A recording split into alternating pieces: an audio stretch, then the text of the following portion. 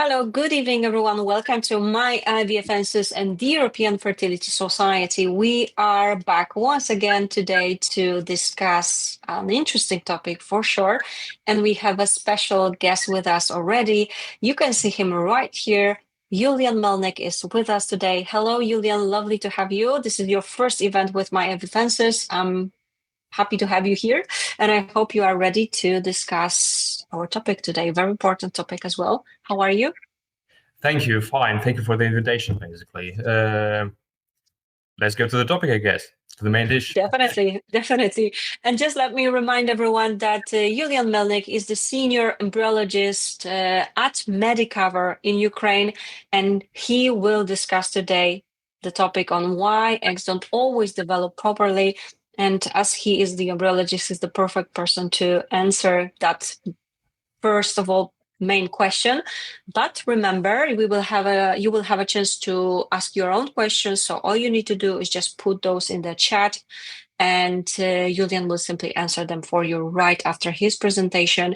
And of course, remember, it's being recorded, and you will have a chance to watch this again on myivfnss.com website. And it's all anonymous, so remember to put the questions in the chat, and Yulian will take care of those right after we finish the presentation. So don't hesitate. And now I will go to the presentation. Let me know if you can see it, and we can start. Yeah, thank you. Yes, I can see it. So Thank you so much.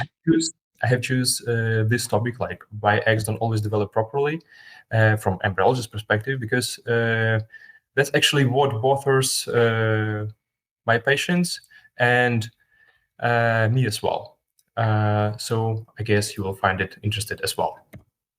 So a little about me. My name is Yulian, as you already know. I'm a senior embryologist at Medicover Ukraine. I have a master's degree in biotechnology. And what is actually, why understanding organisms is crucial in artificial reproductive technologies.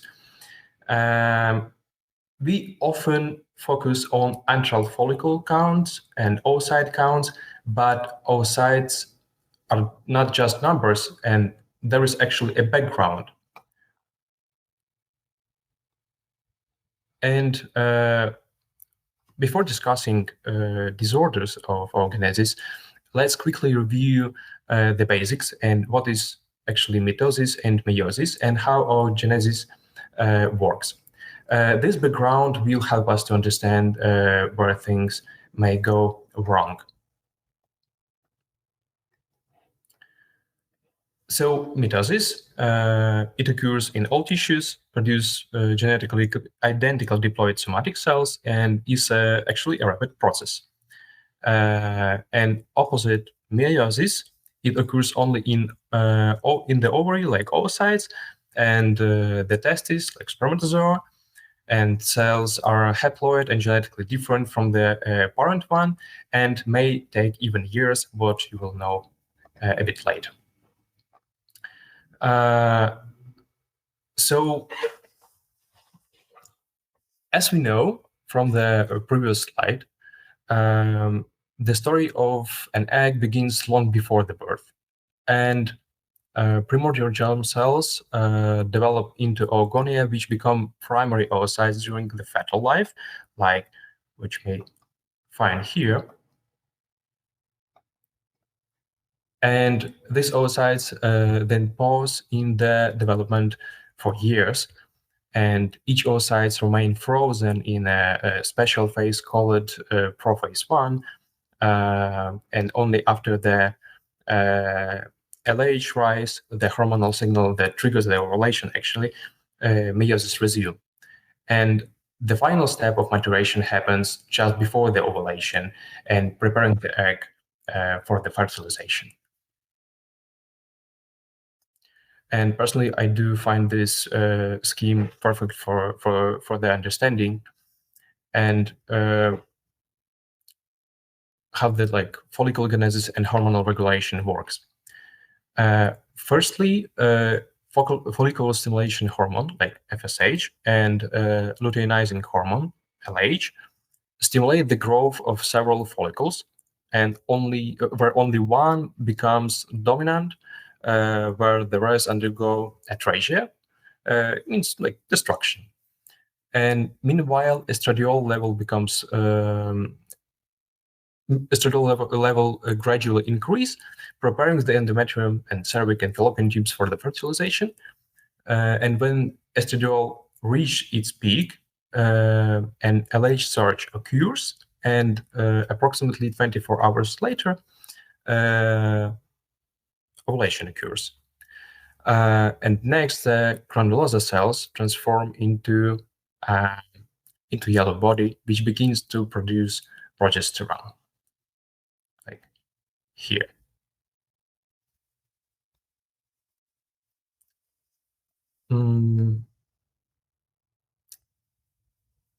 Okay.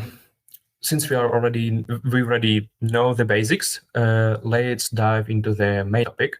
And basically, we can classify organogenetic disorders into three main categories, like genetic, cytoplasmic or mitochondrial, and exogenous and environmental.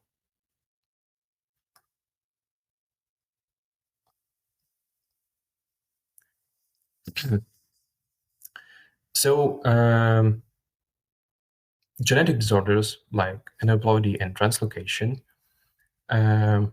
what's important to know that GV oocytes may undergo degenerative changes that prevent the chromosomes from separating correctly.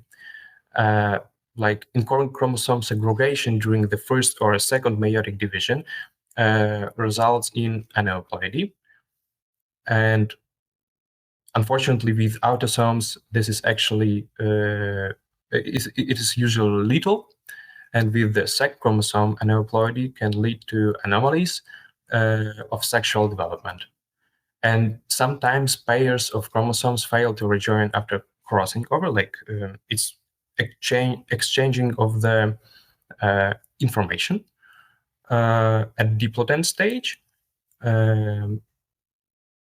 and are lost from the gamete completely, and they may become attached to another chromosome or produce what leads to partial trisomy or balance or disbalance, translocation, or even deletion. And meiosis in human oocytes is highly prone to errors,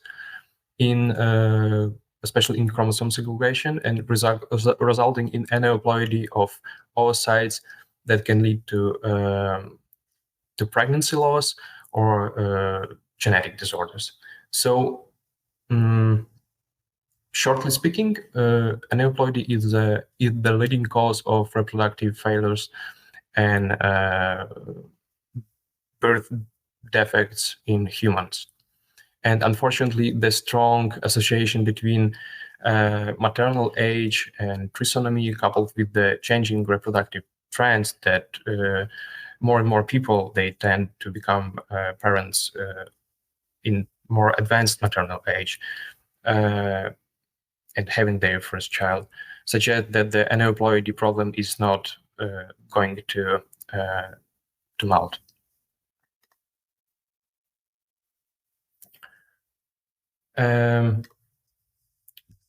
Regarding also genetic disorders, there's interesting stuff called OMA, like oocyte maturation arrest. It's really a rare situation when during the IVF cycle we receive not actually what we expected, like unmature or degenerated oocytes. And there is three different types of OMA, like complete shutdown of oocyte maturation, or empty follicle syndrome, or ovarian resistance to stimulation. And research shows that the cause of OMA are often linked to genetic factors. That means that certain genes can influence the process of oocyte maturation. I guess that's important to understand that it's not your problem or your fault. It is a biological trait that just requires further research.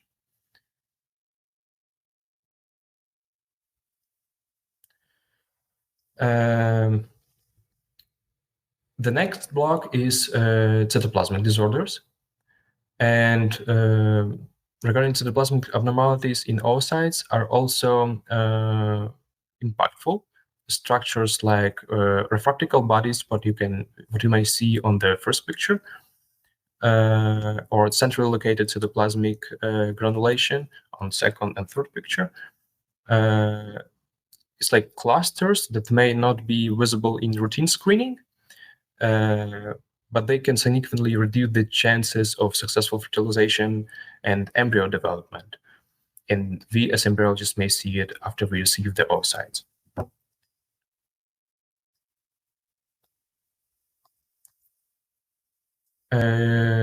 Into cytoplasmic disorders, we also include smooth endoplasmic reticulum, like SER clusters, and vacuoles. And especially speaking about SER, that are associated with the genetic abnormalities of the embryo, and understanding the molecular and structural integrity of the oocyte cytoplasm is key to improving outcomes in assisted reproduction and like actin cytoskeleton dysfunction or centrosome defects that disrupts organelle positioning and cytoplasmic architecture in general. While vacuoles might reflect metabolic disorders or degenerations, and usually cell tends to collect in vacuoles something that they would like to reduce of. And vacuoles are also often found in oocytes from hyperstimulation ovaries or like with the wrong stimulation in general. And with the appropriate stimulation in the next treatment, there can be no vacuoles at all.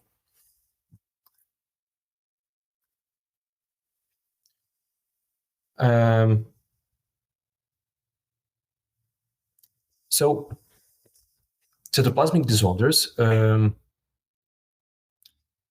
like centrosome defects, they play a crucial role in organizing microtubules and guiding the fusion of male and female nuclei. It's not just structural, but it's also a signaling platform. And the sperm provide the centriole, and the oocytes provide the proteins, and together they form the sperm aster, which is essential for successful fertilization and especially in the early development of the embryo.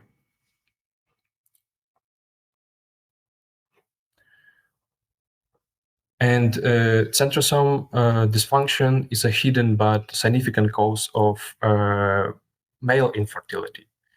And centrosome defects are linked to, for example, lobozoospermia, fibrous dysplasia, or reduced proteasome activity.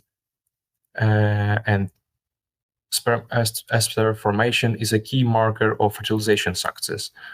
And centrosome defects may be genetic, may be caused by genetic or acquired from toxins or epigenetic factors.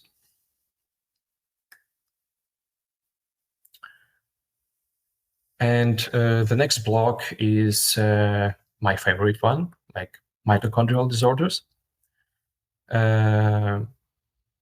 What's important to know that aging causes mitochondrial swelling and vacuolization and disrupted crystal, reducing energy production and membrane potential. Unfortunately, in routine practice, embryologists are unable to see it, but we are able to understand and to see the effects of it. And reduced mitochondrial function disrupts chromosomal segregation and embryo development, lowering fertility and implantation rates. What's more interesting that in cumulus granulosa cells of women with decreased ovarian reserve, reduced expression of genes regulating mitochondrial biogenesis was found in these genes. What leads to decreased in mitochondrial DNA, which negatively affects the quality of the oocytes in general.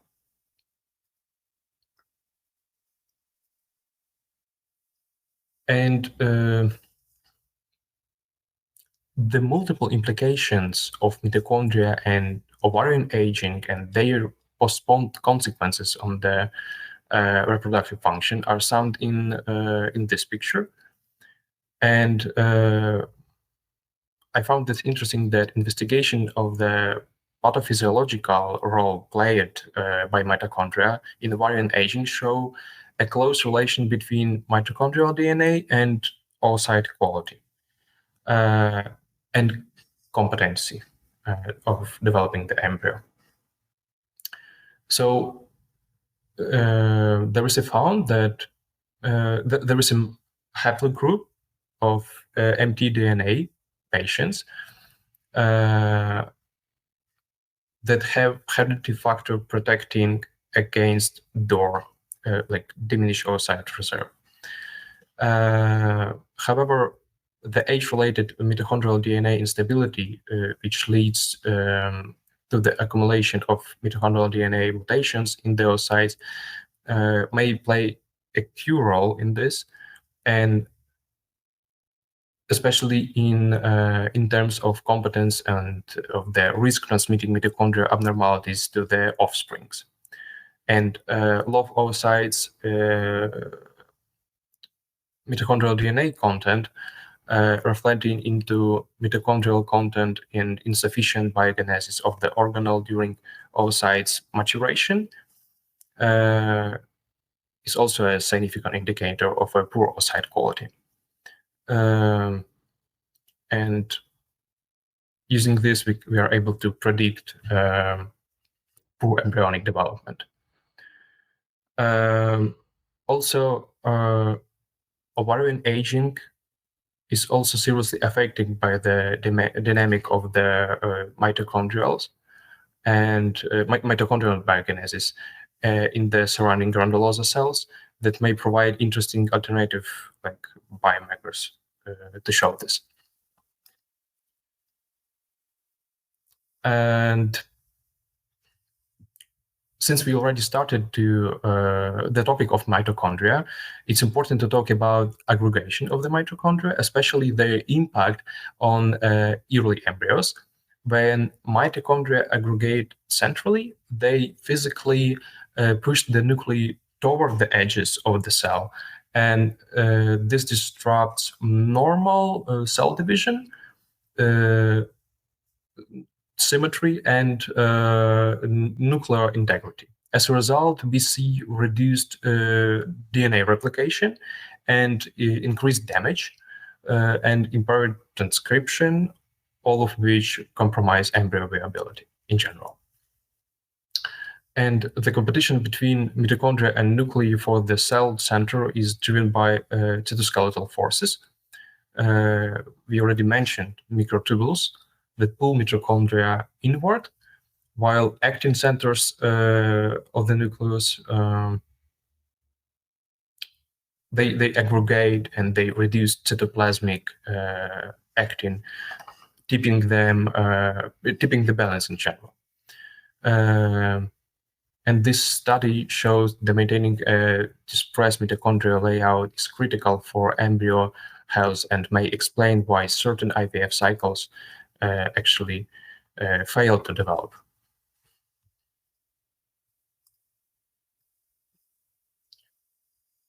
And the last block is exogenous and environmental disorders.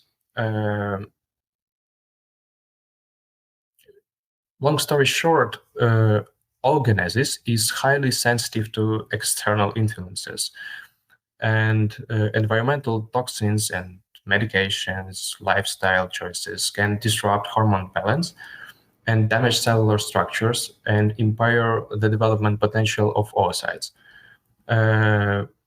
These factors are increasingly recognized as contributors to infertility. And we can say that endocrine disruptors like chemicals like bisphenol A, phthalates, and pesticides, they contribute in the false hormonal signaling and link to impaired follicle development and oocytes quality. while medications and hormonal therapies like ovulation induction drugs, contraceptives, they give after the oocyte maturation. This effect also depends on the dosage and appropriate strategy of stimulation.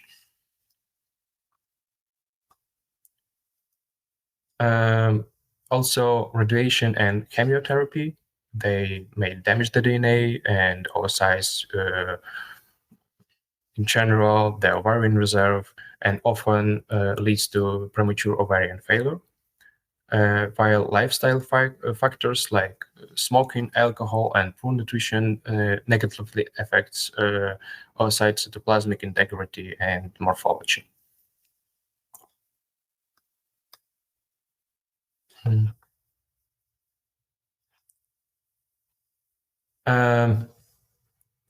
And understanding how exogenous and environmental factors affect organisms helps us to tailor the fertility treatment.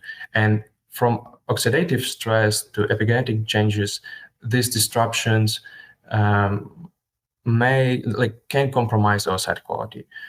Clinician and embryologist, we must together adapt the strategy and evaluate the risks and the future of the couple. Future of the couple treatment. And while preparing this presentation, I wanted for you to have some take-home message and to build it in the way that you may apply some changes even after switching off this presentation, this webinar. So my first advice would be seek medical advice early. Don't wait too long. Don't postpone your choices. Consult with the fertility specialist after 12 months of unsuccessful attempts, or 6 months if you are over 35 years old. And simply talk with your reproductive specialist. Second point is that infertility affects both partners. Remember that infertility, as we already know, and we even mentioned in the topic strictly connected with the oogenesis, we have touched the important role of spermatogenesis and hidden problem with it. And unfortunately, I noticed that we face that from couple males, they don't want to talk about their problems, but you need to work together. Third advice is that complete a standard fertility workup. It could include like hormone panels, semen analysis, like spermiogram, ultrasound, and genetic screening if needed, of course. But remember about point one, like seek medical advice early and choose your reproductive specialist. And also, I would like to adopt your healthy lifestyle, like balanced nutrition, regular physical activities, maintain a healthy weight with smoking, alcohol, maybe some even recreation drugs. I understand that it may sound simple, but as you see, it works.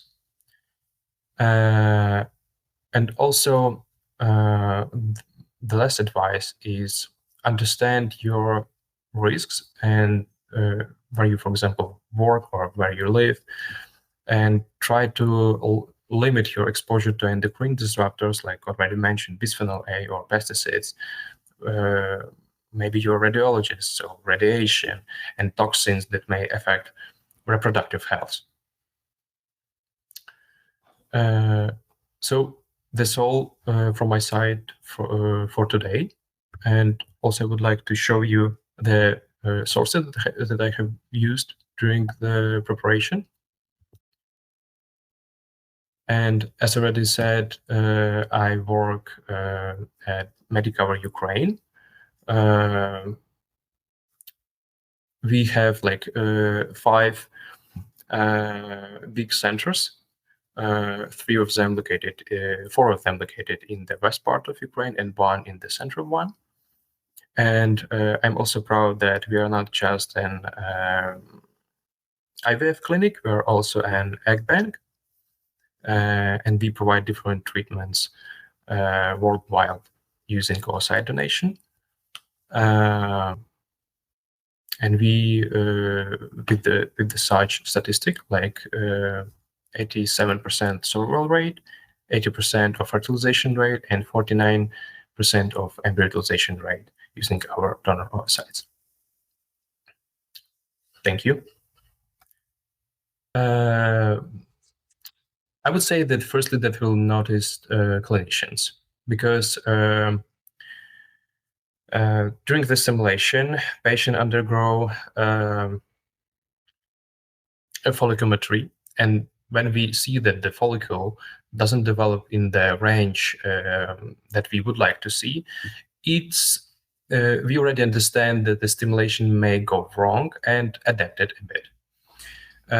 Later, even during the egg retrieval, we may see that, for example, cumulus granulosa cells are smaller than we would like to see it, yes, than usual. Or maybe the size of the CGS is unusual. Maybe they're a bit darker. What I noticed that heart smokers, they have a bit darker cumulus granulosa cells. Okay, thank you. So this is something that you can actually see. So it's interesting for sure. I'm sure everyone finds it pretty interesting. And of course, this is also, again, the question that we've received a lot in the past. What are the most common reasons why eggs might fail to mature or fertilize? Sorry, may you repeat the question? Yeah. What are the most common reasons why eggs might fail to mature or fertilize? Let's split this question to the two. So firstly is genetic disorders. Secondly, cytoplasmic, and environmental. Also, it could be a cause of stimulation. If it's a first cycle, it could may go wrong. Of course, thank you so much. I will go now to your questions because there are plenty of questions right here. I do think you can see them. So let me go ahead. The question that we've got before we even started the event, because there's an opportunity for you to actually put those questions in the form. So the first question we have is, I'm 39. I have stage 4 endometriosis, ligated tubes due to hydrosalpinx. Last May, I did egg retrieval and got 13 eggs, 10 mature, 6 blastocysts, but no normal embryos. Is 39 too late to get good quality eggs? Is there any way I can prove egg quality? I'm sure this is a question that you've heard a lot. Yes, I insert in my presentation a table showing how the age correlates with the genetical disruptions during the oocytes maturation. So, and as you already know, as we already see, good embryos, they don't mean that they are genetically okay. So morphologically, yes, but genetically is something different. Right. This is the main problem, right? So, and about the equality, what do you usually advise when you hear someone asking? I'm sure you've heard that about a lot. How can someone improve equality? It would sound simply, but indeed, healthy lifestyle is a key point. What you may do even now, yes. But also there are some genetical disorders, like Oma mentioned previously. And unfortunately, alone, you won't handle it. So together with the embryologist, with the reproductive specialist, we need to find appropriate approach for the couple. And maybe even eggs, it's not just one problem. Maybe there's something else. Exactly. That's the whole point here as well. Thank you so much indeed. Karen also asked how to stop follicles being empty with no eggs on collection. Usually it's collected with the stimulation, usually. But also we may conduct some genetical tests to understand what's the reason. Maybe it's something deeper than it appears. Okay. All right. Let me have a look. Larissa would like to know how much can endometriosis and adenomyosis affect equality? What about the relevance of the pelvic congestion syndrome? Actually, it's a good question. Yeah. Recently, I was on the webinar regarding the question, and yes, indeed, endometriosis and adenomyosis, they may cause some morphological problem with the oocytes quality. I guess I'm not competent enough to answer this question. Oh, that's understandable, but thank you so much. Definitely an interesting discussion regarding that. So thanks for this. Janet also would like to know what are the best supplements as well as adjunct treatments to improve equality and uterine environment in a natural cycle, particularly if you suspect adenomyosis. Anything you can add here? Tough one. I guess mainly that depends on the market and the name of the brand. I would advise to consult firstly with the reproductive specialist, and I guess they will advise to firstly do some blood panel to understand lack of. Right. This is the best approach, I would say, right? So first check it, and then of course speak with your fertility specialist, and they can definitely advise something that might actually help as well. Okay. Christina would like to know, is the quality of one's eggs different in each egg collection attempt? They may, yes. But not always.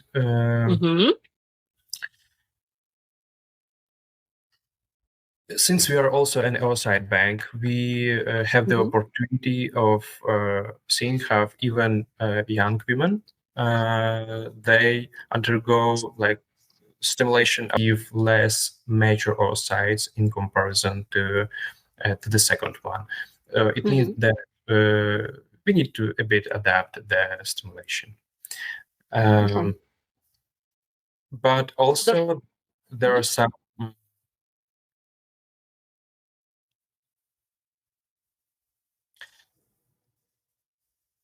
I don't know how to say it in English, but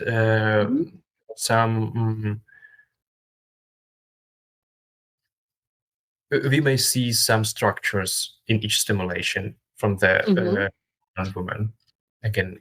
Okay. Yes. They can still, so basically the first one is like the kind of a trial where you can see, and then for the second one you can actually adjust it properly, because you can see what wasn't working, what was working, etc. Right? It doesn't mean that we won't receive a good healthy child from the first stimulation. Yes, it's a multi-factor, and maybe we need to try again and again. Right. Okay. Thank you so much. Next question. I will show it to you because I'm not sure if I understand it correctly myself. So what does early fragmentation D2, D3 mean when it affects all embryos, 15 embryos out of 2 IVFs? anything? Good question. Good question. Firstly, as an embryologist, I would check all the embryological parameters. If they were in an appropriate range, I would check same couples, especially in the same maternal age, in the same incubator. If in their cycle is everything okay, so maybe it's a point of genetic point, or maybe something went wrong during the fertilization, and step by step reducing the questions. And there's also a statement that embryo could self-repair. Right. And using vacuoles, also already mentioned, and fragmentation, reducing the waste from the cells to get rid of them. Yes. Okay. Thank you. And now let me show you next one from Karen. 8 follicles, only 3 mature, of which 2 fertilized normally. They slowed at day 3 and stopped progressing. How can we improve there being eggs in follicles and improve them progressing to embryos? We are taking a lot of supplements already, used sperm slow technique to select sperm. I'm 40, low AMH, last chance now. Any advice here? Yes.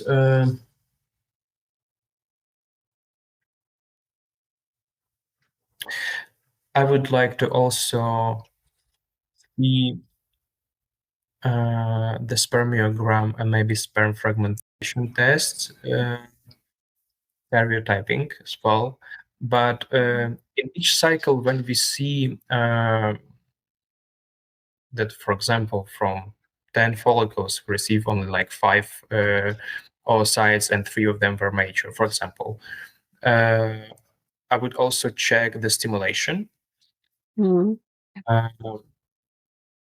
Yes, and again, step by step, solving this problem. Right.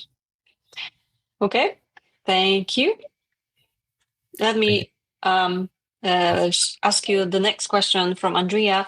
Do you do mitochondrial replacement techniques, right? MRT procedure at your clinic? This is the question. We are doing some trials.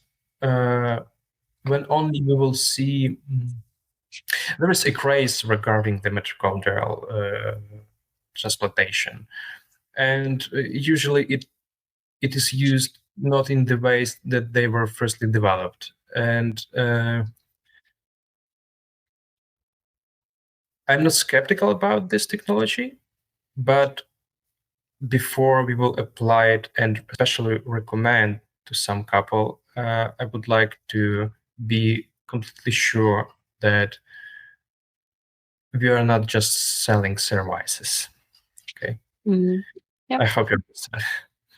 Yes, of course, it's still controversial for sure, and it's still not fully checked. Like, let's say there's no enough evidence, right? Still, so of course, this is something still I do believe developing, right? I do believe in this technology. But I'd like to collect more data.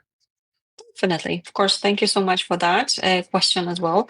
And let me just go to the next that we have. You mentioned worldwide delivery. What do you mean by that? Are you able to tell us? Worldwide delivery. I mean, since we are not just a clinic, but also an OSID, we have our own couriers that are able to deliver it worldwide. But if you have a clinic, okay. Of course.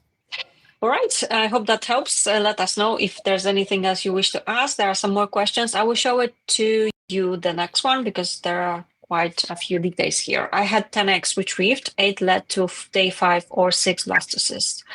all aneuploids, should I go back to the embryology lab from my clinic, I am in the US, and ask if they have performed a detailed analysis of my oocytes at retrieval and before fertilization? Would all the oocyte defects you mentioned lead to poor fertilization, or can it lead to aneuploid despite great fertilization rates? I'm 41. Yeah. Yes. Because of the topic, we discussed only what happens before the fertilization, but also there are some exchange between sperm and oocytes during the fertilization. What you mentioned, crossing over, and unfortunately, meiosis is prone to make mistakes, and maybe advanced maternal age could be a problem. And you just understand that you have just lower chances of having a healthy baby. They're not like zero, they're just lower in comparison to the year before and year before. Okay, thank you. Okay, and sorry, there is a follow-up. I didn't see it before, but it's the same person asking. Sorry. I underwent dual-stim, so for 20-25 days with, stimulation for 20-25 days with high doses. I was told stimulation do not impact equality, but you say this intense stimulation could actually impact it. Any thoughts on that? I mean, inappropriate stimulation may impact it. And high dosage doesn't mean that already that the stimulation was like false or inappropriate, because it would be better to ask clinicians, but from what I know, they adapt the dosage in accordance to the duration of the stimulation, in accordance to the BMI index, and to the, of course, previous programs and other factors. Okay, it makes sense, of course. Again, thank you so much. Christina would like to know which day of blastocyst is better for embryo transfer, 3rd, 4th, or 5th? Usually 5th, but some doctors transfer on day 3, on day 4. And if that's so, why? Can you explain that?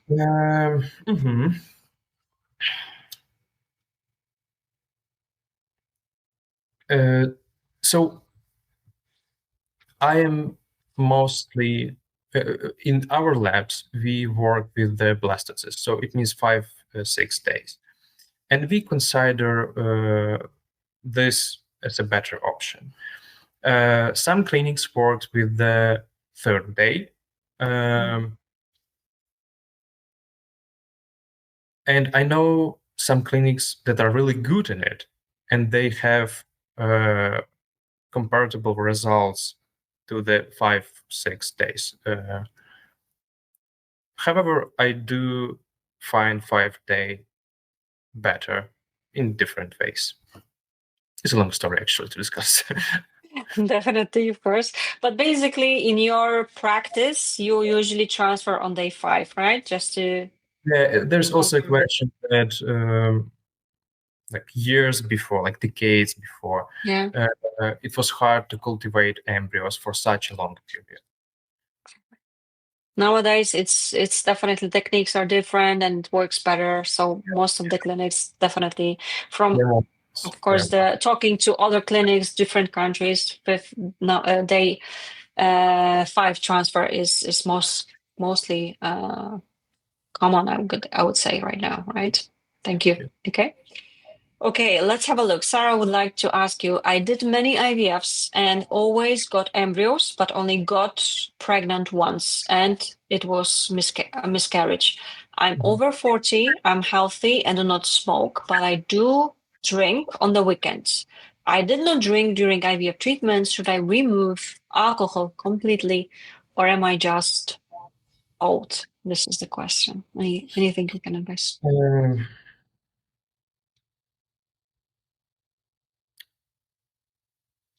I know a couple that had 14 stimulations in different clinics. They came to us, and and they haven't said that they had 14. They mentioned only 3 stimulations, and only during the last stimulation they received healthy embryo, and they finished with there were a delivery, a healthy child. Yeah.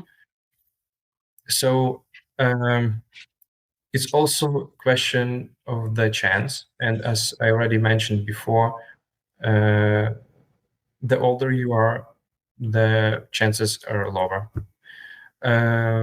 But also,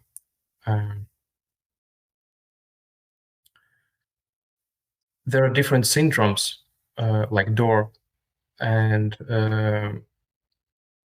even in 23 years old, it would be better to go to your gynecologist and check yourself and do some basic tests to understand your chances, even pass the AMH test. Yeah, so this is not like a yes or no that when you stop, for example, completely drinking, it will help. Of course, it might, but you cannot expect this to really happen, right? So, of course, this is important. Thank you so much. Okay, next question for Christina. For Christina, from Christina. For blastocysts or double donation, do you recommend PGTA for increasing success or not? Blastocysts or double donation, this is the question. Blastocyst transfer or double donation, for example, yeah? Do you recommend PGTA? I don't understand the question of double donation, actually, because would you like to have plus egg donation, for example, right? Depends on the situation. So, do I recommend the PGTA? So the basic recommendation for PGTA is 35 years old plus, previous miscarriages, and unsuccessful cycles. Yes, or maybe you have some. You already know that you have some hereditary disease, genetic disease. Yeah, so again, this has to be individualized. So of course, anyone would need to see the details from you just to be able to recommend it. But as you said, in general, this is how it works. This is a follow-up from Karen regarding anti-follicles. What genetic tests are available when it comes to having empty follicles? Are there any genetic tests that are actually able to give you that sort of information? They are, but you need to firstly you pass a general test, and only after we look closer at it, because we need to understand what we are looking for. So, and it's individualized per patient. So there are some availability when it comes to that, of course, but you would give more details in regards to the. Yeah, so I mentioned this before. We already know that they work like they work. Yes, that they may cause some problems. Yeah. Okay. Thank you so much. Blastocyst 6-day 4AC can it give a pregnancy? So blastocyst day 6 and it's 4AC. I'm not against blastocyst with the trophectoderm on C category, but against cyst where you don't see inner cellular mass. That actually what becomes an embryo. Yes.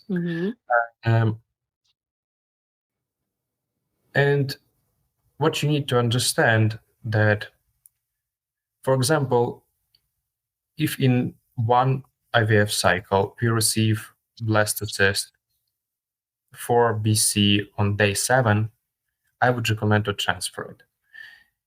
If in the same cycle we receive good blastocyst on day 5, I would recommend to transfer it, but also freeze on day 7. So there is not bad blastocyst there is just like better one that we would recommend. Of course. But as there were a question, and we mentioned that morphology is not correlated with the genetic. Usually, we just may. There are some papers that are showing that maybe there is a correlation, but not on a mass scale. Okay. Thank you. Thank you for that. And next question is regarding Zymote. And is Zymote better than Pixie for DNA fragmentation? Any thoughts on that? Is it some commercial name? Zymote is sort of course, if you're not familiar, this is, of course, a technique where you can select the sperm, right? So if you're not familiar, I understand, but I've seen it before. I do recall the name, but I do think it's commercial. Okay. Another way of collecting sperm. Yeah.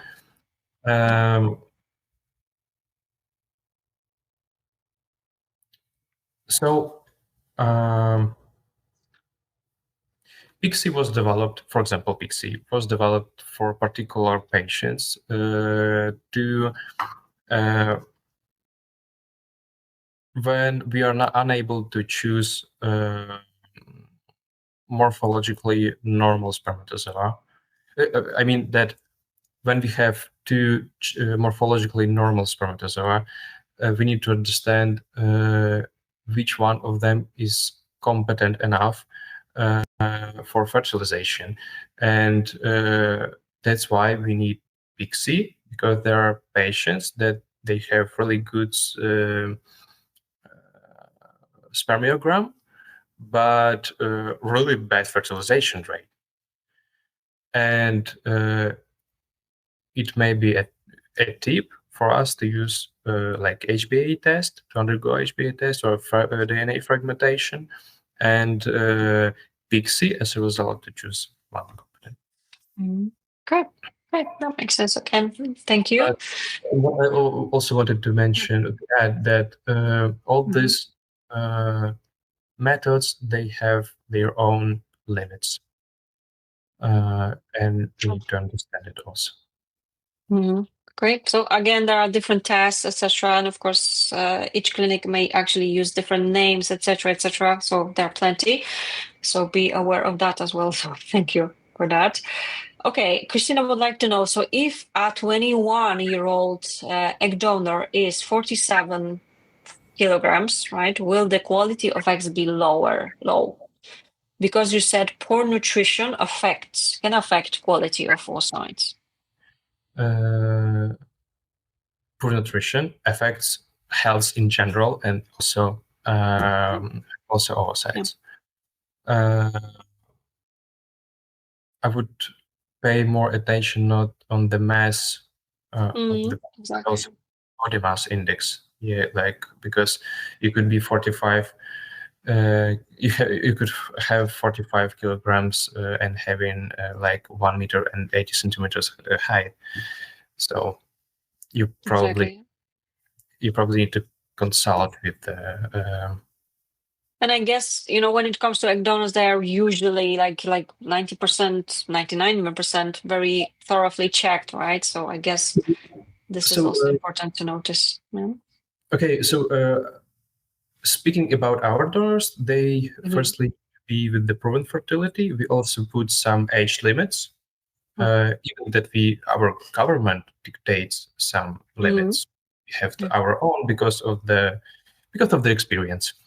And also AMM age limits, because we would like to avoid some overstimulation. And there is also, you estimate the risks all the time. Okay, exactly. All right, next question is, sperm banks do not give information about spermiogram and DNA fragmentation. Why is that? How will I know if it is good? Yeah, that the sperm donor, let's say, has good parameters. Anything you can advise? Some sperm banks, they are doing it, but we need also to understand that DNA fragmentation may may be different from the donation to donation, as well as the parameters in general. Usually what you need to understand that in our cases regarding sperm donors, we declare that in this age and having one healthy own child, the sperm is good.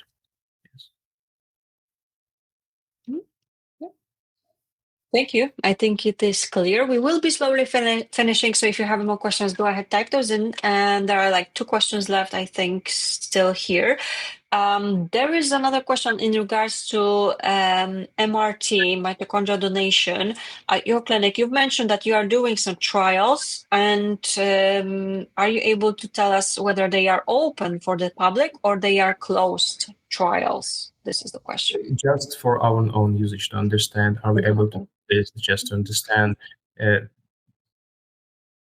is it actually what we read in the papers? Yeah, we would like to try it first, then to. So not public for patients. You don't invite patients for trials. It's still something that you are just checking, right? Of course. So this is on the testing kind of stage rather than offer to anyone else. So please be aware of that. Thank you. Okay, I will show you the next question. It's from the same patient as previously. Regarding my previous question about early fragmentation, both IVFs were done with 2 different donors. I have had a mild hyperstimulation the second IVF and eventually got diagnosed with endometriosis. I'm soon turning 42. My clinic is fully advising me to go for oocyte donation. Is my oocyte quality definitely the reason of this, or could there be a chance of successful maturation with my own oocytes? Hard to say, I guess, but anything you can advise? Firstly, if you are skeptical about the clinic that offers you some solution, you are free to hear some perspective, some opinion on from other clinic, from other specialists. From the question, as I understood, the patient undergo 2 stimulation and using 2 different sperm donors. Yes. Let me just go back. Sorry, can still display that. Sorry, this is not this one. This is the question, which I cannot click on right now. Okay, sorry. Okay, sorry. This is the one. Fully advising to also donation, 42, and there were 2 different donors. Yeah, sorry. 2 different donors, sperm donors. Yeah, okay. Yeah, I guess. So since we already changed the sperm donor, yes, maybe the problem lies in the oocytes. So I would advise firstly, because I guess we all want to have our own child, and I would firstly advise to hear someone else from a different clinic, different specialist, and to weigh the chances. Yeah. Okay, thank you. In the meantime, we did receive another question from Christina. Again, let me just show it to you. Just a second. Fresh or frozen eggs have better blastocyst rate. Anything you can advise here? For example, 12 fresh eggs and 12 frozen from the same donor with the same sperm. So will those have the same blastocyst rate? Firstly, it depends also from the oocytes themselves. Yeah. But we need to understand that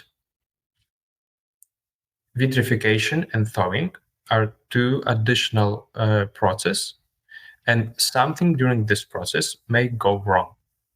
So that's why vitrified oocytes, they have a little bit, just a little bit, they may have a little bit poor efficiency in comparison to the fresh one, even from the same donor, just because you do more manipulation. Right.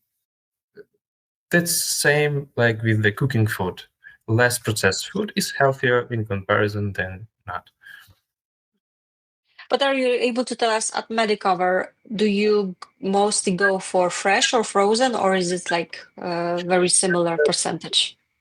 We have fresh donation, we have frozen donation. Each of these strategies, they have their own pros and cons. So, for example, using vitrifiedons, you don't wait for the stimulation. Right. We need Much to easier. rather than to she need to come to pass maybe additional analysis. Stimulation plus 2 weeks, yes, and then cycle. From the using vitrified oocytes, I just go on the first flow to oocytes, stop them, and so yes. Okay. That's the main reason. Yes, and only vitrified oocytes we are able to ship to some other clinics. Of course, it's the only option in that case, right? So of course, this is quite common nowadays, and I guess the success rates, because many times patients ask about it, they are definitely similar as well, right? I think nowadays, so you have to keep that in mind. All right. Thank you so much. It looks like that was our final question for today. So thanks a lot, lots of questions, and I believe it was very useful for you. Yulian, thank you so much for joining us today. I do hope you are also happy with how everything went. Lots of questions to you, different ones. So thanks a lot for your time. And is there anything else you wish to add before we finish for today? I would like to thank you all and hope to see you next time with a different topic. Definitely, there are plenty of topics we could discuss. So thanks a lot for joining, and I'm really looking forward to some more events with you. Thank you everyone for joining, for your time again as well. And of course, as you know, there are more events coming up. So stay tuned. You can go to myivfnss.com and all the upcoming events you will be able to find there. And of course, we will be back next week. And this has been recorded, so you will have a chance to watch this. So again, stay tuned and you will be notified where the new video is uploaded on our YouTube channel. So I can only encourage you to subscribe. And that will be it for today. Thank you so much. Have a lovely evening, everyone, and hope to see you here quite soon as well. And I'm sure you will have lots of questions again. Thank you so much. Take care. Bye. Thank you. Okay, bye-bye.